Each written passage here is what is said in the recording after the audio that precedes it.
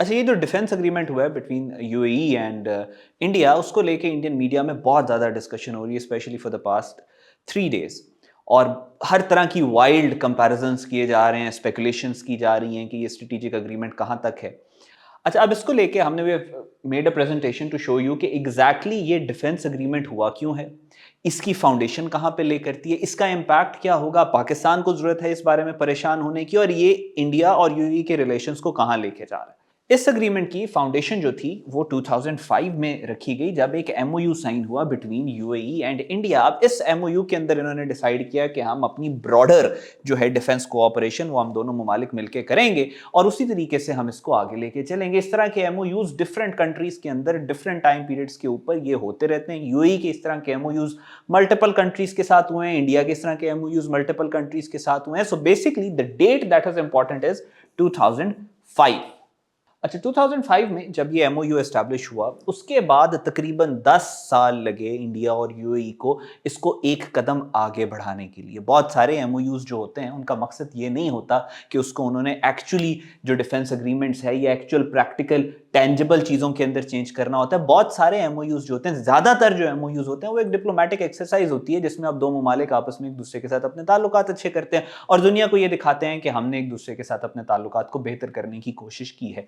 ये एमओयू जो हुआ था बाकायदा डिफेंस कोऑपरेशन का 2005 में हुआ, 2015 तक इसके ऊपर कोई किस खातिर खा काम नहीं हुआ। और उसके बाद 2015 के अंदर इन्होंने दोबारा से डिसाइड किया कि will establish a framework, establish.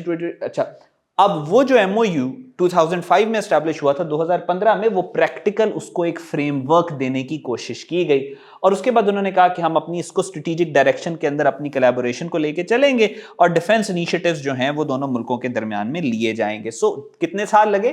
10 साल लगे उसको एक एमओयू से एक फ्लूइड फ्रेमवर्क में आने के लिए। अच्छा, और फिर 2015 के बाद एक नई एक्सरसाइज शुरू होगी जिसका नाम जेडीसीसी मीटिंग्स हैं, ज्वाइंट डिफेंस कोऑपरेशन कमेटी की। इन दोनों ममालिक की मीटिंग्स हुई आपस में जिसमें इन्होंने डिसाइड किया कि हमने वो एमओयू जो 2005 में साइन किया, उसका फ्रेमवर्क जो 2015 में आया, उसको अब हमने मीटिंग्स के अंदर डिसाइड करना है कि हम उसको मटीरियलाइज कैसे करेंगे। अच्छा, फिर उसके बाद जुलाई 2025 में इनकी एक मीटिंग हुई ना, दिस इज वेरी इंपॉर्टेंट। इसमें इन्होंने प्रैक्टिकली डिसाइड किया कि हमारी जो वो डिफेंस कोऑपरेशंस है वो किस तरह करेंगे। 2005 से 2025 तक 20 साल लगे इनको इस स्टेज के ऊपर आने के लिए कि हमने किस तरफ चीजों को लेके जाना है जहां तक डिफेंस कोऑपरेशन की बात है। और इसका जो इंटीग्रल पॉइंट था, जो जिसके ऊपर ये सारी मीटिंग खड़ी थी और उसका जो डिस्कशन हुई थी, that was maritime security. Now this is very important. Maritime security को आपने अपने जहन में रखना है। मैं इस एग्रीमेंट को आगे फर्दर एक्सप्लेन करता हूं। अच्छा, नाउ द इंपॉर्टेंट कंक्लूजन इस अभी तक की जो डिस्कशन है उसका ये है कि यूएई और इंडिया का जो स्ट्रेटेजिक डिफेंस एग्रीमेंट है, इसको तकरीबन 2005, फिर उसके बाद 2015 और 2025 तकरीबन 20 साल लगे हैं। अभी तक there is nothing solid, actionable strategy कोई भी नहीं दी गई और जो इशू एड्रेस किए गए हैं अभी तक ये वो सारे के सारे इश्यूज एम्बिगुअस हैं। और इसमें आपको ये सारी एक्सरसाइज जो है यूएई और ममालिक के साथ भी कर चुका है, जिसमें से बहुत सारी कंट्रीज जो हैं वो अफ्रीका की भी हैं और देन यूरोप की भी बहुत सारी कंट्रीज हैं जिसके साथ इसी तरह के यूएई के एग्रीमेंट्स हैं, लेकिन उसमें कोई भी चीज़ अभी तक ट्रांसलेट होके एक्शनेबल और सॉलिड नहीं हो सकी। यहाँ पे मैरीटाइम का मैंने आपके साथ जिक्र किया था। Now we will move further to what maritime security का असल गेम क्या है। मैरीटाइम सिक्योरिटी जो है इंडिया की और अच्छा, now maritime security is very important. Maritime security important क्यों है? क्योंकि 2008 में इंडिया ने डिसाइड किया था कि हमने अपना इंटेलिजेंस फुटप्रिंट जो है वो गल्फ के अंदर लेके जाना है। ठीक है, ये बाकायदा तौर पे आपको इसके आर्टिकल्स मौजूद नजर आएंगे कि रॉ को हमने एस्टेब्लिश करना है गल्फ के अंदर। जब इंडिया ने अगर अपनी इंटेलिजेंस एजेंसी को गल्फ कंट्रीज के अंदर लेके जाना है तो उसके लिए सबसे ज्यादा जो इंपॉर्टेंट चीज थी वो थी चाबहार पोर्ट। चाबहार पोर्ट क्योंकि एक ऐसे क्रिटिकल पॉइंट के ऊपर मौजूद है कि वो पर्शियन गल्फ और बे ऑफ बंगाल एक ऐसा पाथवे बनाती है पानी का जो कि स्पाइनल कॉर्ड है पूरे के पूरे मुस्लिम वर्ल्ड की, जो बिल्कुल दरमियान में से गुजरती है। इसी वजह से आपने देखा कि इंडिया का जो एजेंट पकड़ा गया कलभूषण यादव, ठीक है, वो भी आपको चाबहार पोर्ट से पकड़ा गया। फिर कतर के अंदर से खबर आई अब से कुछ अर्सा पहले के तकरीबन 8 इंडियन नेवी के ऑफिसर्स जो हैं वो पकड़े गए इंटेलिजेंस करते हुए, वो भी जाहिर है इसी रूट के थ्रू जा रहे थे। तो यूएई के साथ उनकी जो रिलेशन था, वो जो 2008 वाला उनका प्लान था कि हमने अपना इंटेलिजेंस फुटप्रिंट इंक्रीज करना है, उसी कॉन्टेक्स्ट में वो डिफेंस अग्रीमेंट करना चाहते थे यूएई के साथ। और इसी वजह से उन्होंने मैरीटाइम सिक्योरिटी को, पानियों को, नेवी को बहुत ज्यादा इंपॉर्टेंस दी थी। अब यहां पे द गेम हैज चेंज्ड। अब जब चाबहार पोर्ट की जहां तक बात है, आपने देखा है कि वो इंडिया के कंट्रोल से जा चुकी है। But then the question is कि फिर इंडिया ने ये एग्रीमेंट क्यों किया? इंडिया ने एग्रीमेंट ये इस वजह से किया है क्योंकि एक फ्रेमवर्क तो चलता चला आ रहा था उनका 2005, 2015, 2025, लेकिन इनके अंदर कुछ सब्सटैंशियल हो नहीं रहा था। इंडिया का जो एम था कि हमने चाबहार पोर्ट के थ्रू पूरे गल्फ के अंदर अपनी इंटेलिजेंस एक्टिविटीज को ज्यादा करना है। चाबहार पोर्ट तो अब से चंद दिन पहले इंडिया के हाथ से चली गई, तो they have practically lost it. लेकिन ये वाला जो अग्रीमेंट हुआ है, इसकी सिर्फ और सिर्फ एक ऑप्टिकल वैल्यू है, अभी इससे ज्यादा there is nothing more to it. सिर्फ इस वजह से कि पाकिस्तान इंटरनेशनली अच्छा बिहेव कर रहा है, पाकिस्तान पूरी दुनिया से पाकिस्तान को इज्जत मिल रही है, पाकिस्तान मल्टीपल कंट्रीज के साथ डिफेंस एग्रीमेंट्स कर रहा है, पाकिस्तान किसी कंट्री के साथ अपनी डिफेंस एक्सपोर्ट्स ज्यादा कर रहा है, पूरे मिडिल ईस्ट में, पूरे मुस्लिम वर्ल्ड के साथ पाकिस्तान की massive massive massive defence exports हो रही हैं, और इंडिया की जो गवर्नमेंट है नरेंद्र मोदी की, उस पर डायरेक्ट प्रेशर आ रहा है। तो उन्होंने ये कहा कि यस, हमें इससे फायदा तो कोई नहीं होगा, हम यहां पे जो हमारा एम था, टारगेट था इंटेलिजेंस नेटवर्क एस्टेब्लिश करने का, वो भी धरे का धरा रह गया। लेकिन हां, अगर ये हो जाए तो इसकी ऑप्टिकल वैल्यू थोड़ी ज्यादा है। थोड़ा सा प्रेशर जो हमारी गवर्नमेंट पे आ रहा है कि पाकिस्तान के पूरी दुनिया के साथ रिलेशंस बहुत अच्छे हो रहे हैं, वो हमारे ऊपर से खत्म हो जाएगा। सो दिस प्रैक्टिकली सीम्स कि ये वाहिद रीजन है जिसकी वजह से ये डिफेंस एग्रीमेंट किया गया।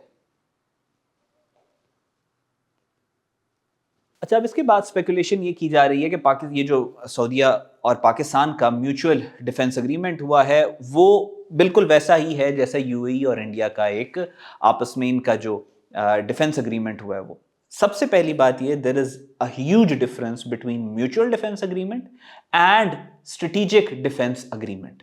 Mutual defence agreement is tangible, ये आपके सामने एक फ्रेमवर्क मौजूद होता है जिसमें बाकायदा तौर पे ये कहा जाता है the attack on one country will be considered attack on another country and vice versa. जो यूएई ने इंडिया के साथ किया है, उसी तरह के डिफेंस एग्रीमेंट यूएई अमेरिका के साथ भी कर चुका है। उसी तरह के डिफेंस एग्रीमेंट यूएई अफ्रीका की बहुत सारी कंट्रीज हैं उनके साथ भी कर चुका है, और यूएई के अंदर भी बहुत सारे ममालिक के साथ कर चुका है। सऊदी अरेबिया और पाकिस्तान का डिफेंस पैक्ट ना पाकिस्तान ने कभी किसी और मुल्क के साथ किया है, ना सऊदी अरेबिया ने किसी और मुल्क के साथ किया है। So there is a huge difference, कहीं से भी कंपैरिजन नहीं है दोनों का। अच्छा, अब एक यहाँ पे जो आर्ग्यूमेंट दिया जा रहा है इंडियन मीडिया की तरफ से, वो ये कहते हैं कि भाई पाकिस्तान और सऊदी अरेबिया ने पाकिस्तान के साथ जो एग्रीमेंट साइन किया, उसके मुकाबले पे क्योंकि सऊदी अरेबिया और यूएई के ताल्लुकात अच्छे नहीं है, लिहाजा हमने यूएई के साथ कर लिया to counterbalance Saudi Arabia. Now let's dive deep into the basics and foundation of this argument, और मैं आपको बताऊंगा ये कितना डिटरमिनेंटल होने वाला है भारत के लिए। अच्छा, दुनिया में जो मुल्क सबसे ज्यादा फॉरेन रेमिटेंसेस के ऊपर डिपेंडेंट है, दैट इज इंडिया, और उसमें भी सबसे ज्यादा जो रेमिटेंसेस भारत को आती हैं, उसमें जो टॉप 6 कंट्रीज हैं दैट आर जीसीसी कंट्रीज, यानी मिडिल ईस्ट के अंदर सबसे ज्यादा रेमिटेंसेस आती हैं। अब इंडिया की रेमिटेंसेस को अगर आप डिवाइड करें कि यूएई और सऊदी अरेबिया जो ये आपस में एक आर्ग्यूमेंट बिल्ड करने की कोशिश कर रहे हैं कि हमने इस वजह से किया है क्योंकि पाकिस्तान ने सऊदीया के साथ किया और हमने सऊदीया को बैकफुट पे धकेल दिया ये एग्रीमेंट करके, जो इंडियन मीडिया कह रहा है। सो उसको अगर आप देखें तो अब होने क्या वाला है कि एवरीबडी, जितनी हुकूमतें हैं जीसीसी की, दे नो कि इंडिया का प्लग कहां कहां पे लाया करता है, और वो रेमिटेंसेस के ऊपर करता है। अब टोटल रेमिटेंसेस जो आती हैं वो एक्सपेट्रिएट्स जो यूएई के अंदर मौजूद हैं वो हैं 3.5 मिलियन, ठीक है, और इंडियन एक्सपेट्रिएट्स जो सऊदी अरेबिया में मौजूद हैं दैट इज 2.9 मिलियन, तकरीबन 6 लाख का फर्क है। यूएई से इनको जो रेमिटेंसेज आती हैं वो हैं 25 बिलियन, और जो सऊदी अरेबिया से रेमिटेंसेज आती हैं वो हैं 12 बिलियन। यूएई से रेमिटेंसेज जो आती हैं that is 16% of total remittances जो इंडिया को हर साल आती हैं। सऊदी अरेबिया से जो रेमिटेंसेज आती हैं that is 9% of the total remittances जो इंडिया रिसीव करता है। अब कैच यहां पे ये है कि सऊदी अरेबिया की एक अपनी सिक्योरिटी अम्ब्रेला और एक अपना एम्बिट है विद इन मिडिल ईस्ट। कि मिडल ईस्ट के अंदर सऊदी अरेबिया कभी भी अकेला ऑपरेट नहीं करता। एक सर्टन ब्लॉक है जीसीसी कंट्रीज का जो हमेशा सऊदी अरेबिया के साथ होता है, जिसको लेके सऊदी अरेबिया टेबल पे आता है। उस ब्लॉक की भी अगर आप रेमिटेंसेस साथ शामिल कर ले, जिसमें बहरीन और अदर कंट्रीज शामिल हैं, तो टोटल तकरीबन 32% जो रेमिटेंसेज हैं भारत के अंदर जो आती हैं, वो आती हैं सऊदी अरेबिया और सऊदी अरेबिया से रिलेटेड कंट्री से। ना अगर ये रेमिटेंसेज, मतलब आप ये इमेजिन करें कि 32% रेमिटेंसेज में से अगर 2% भी कम हो जाएं, तो भारत जैसी सोसाइटी जिसके अंदर 52% लोगों के पास वॉशरूम नहीं है, जो जिसमें सबसे ज्यादा दुनिया में लोग भूख से मरते हैं, ऐसे मुल्क के अंदर अगर 2% भी इसमें फर्क आ जाए तो this is something that India can not afford, specially उस वक्त जब वो पाकिस्तान से जंग भी हार चुके हैं। अब हो ये रहा है कि वही jingoistic Indian media which they have created, एक हिंदुत्वाइज्ड, एक सैफ्रोनाइज्ड मीडिया जो इन्होंने क्रिएट किया था just to be jingoistic, just to have an argument, just to create some sort of sensation, just to give blood to the vampires that they have created, उनको anti Muslim, anti Pakistan sentiment देने के लिए वो क्या कर रहे हैं, वो ये कह रहे हैं कि भाई हमने सऊदी अरेबिया और यूएई की लड़ाई का फायदा उठा के इसके साथ एग्रीमेंट कर लिया। अब होगा क्या अगर यहां पे थोड़ा सा भी मामला रेमिटेंसेस की तरफ आ जाए, तो इंडिया, जैसा मैंने बताया, कि वो अफोर्ड नहीं कर सकता। इसी वजह से इंडिया का फॉरेन ऑफिस चीख चीख के कह रहा है कि भाई इसका it has nothing to do with Saudi Arabia, Saudi Arabia का इसके साथ कोई लिंक नहीं है, please keep Saudi Arabia out of the equation, हमारा ये इंडिपेंडेंट एक डिफेंस एग्रीमेंट है। लेकिन इंडियन मीडिया वो सुन नहीं रहा फॉरेन ऑफिस की, और जाहिर है जयशंकर जो है वो खुद एक हिंदुत्वाइज्ड एक पॉलिटिशियन है, जिसकी इक्तदार में रहने के लिए सोसाइटी को रेडिकलाइज करना और सैफ्रोनाइज करना बहुत ज़्यादा ज़रूरी है। Now to sum it up, ये जो डिफेंस एग्रीमेंट हुआ है बिटवीन इंडिया एंड यूएई, इसका क्या कोई प्रैक्टिकल फ्रेमवर्क या एक्शनेबल आउटकम हमारे सामने आ रहा है? नो। कोई टाइम फ्रेम दिया गया है कि इस टाइम पीरियड के अंदर हमने इतना कुछ करना है और ऐसे तरीके से हमने करना है और ये वेपन सिस्टम्स हैं और ये जो हमारे हथियार हैं ये हमने लेने हैं और सब कुछ? नो। अभी भी ये उसी तरीके से फ्लूइड है जिस तरीके से ये 2015 में था। जेडीसीसी की जो मीटिंग हुई थी 2025 के अंदर, उसमें भी जो चीज़ें डिसाइड हुई उससे ये हटकर है। इंडिया का इसमें जो इंटरेस्ट था जब ये एग्रीमेंट की बुनियाद रखी जा रही थी 2005 दिन 2015 और अब तक, उसमें उसका इंटेलिजेंस फुटप्रिंट को मिडल ईस्ट के अंदर इंक्रीज करना था, और उस इंटेलिजेंस फुटप्रिंट की जो दुखती रग थी या स्पाइनल कॉर्ड थी, दैट वाज चाबहार पोर्ट, वो भी इंडिया के हाथ से चली गई।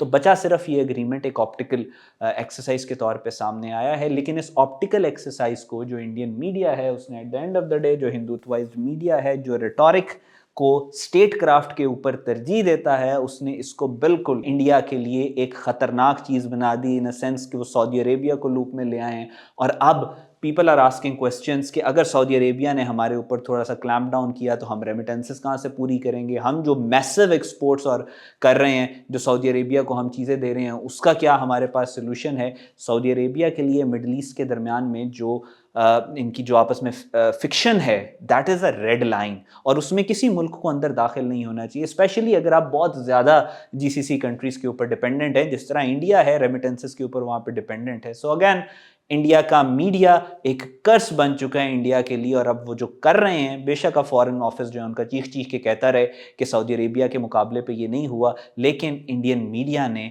सऊदी कल्चर के अंदर, सऊदी पॉलिटिकल कॉरिडोर्स के अंदर ये सवाल पैदा कर दिया है कि India sees UAE as an enemy of Saudi Arabia, और इस वजह से इंडिया यूएई के साथ एग्रीमेंट कर रहा है। This is not going to sit well for India.